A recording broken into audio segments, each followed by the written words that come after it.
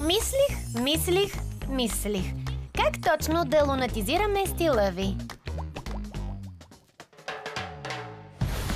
Ами да, ще лакирате ногтите си в стил Луна. Специално издание! Специално издание на Луна. Направи си сам. Направи го сам. Специален маникюр. Хайде пак. Специален маникюр.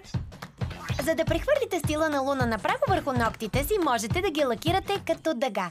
Много е красиво, както и лесно за постигане. Вземете цветни лакове. Прозрачна основа, трябва ви и ножица, и тиксо. Първа стъпка. Минете с прозрачния лак. Втора стъпка.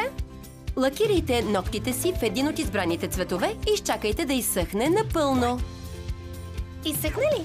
Трета стъпка. Нарежете тиксото на тънки лентички и ги позиционирайте по диагонал върху ногтите, така че да се виждат отгоре и отдолу. Четвърта стъпка. Минете с друг цвят една от двете страни. С друг цвят отцветете последната част. Изчакайте да изсъхне добре. Пета стъпка. Махнете тиксото и повторете на другата страна.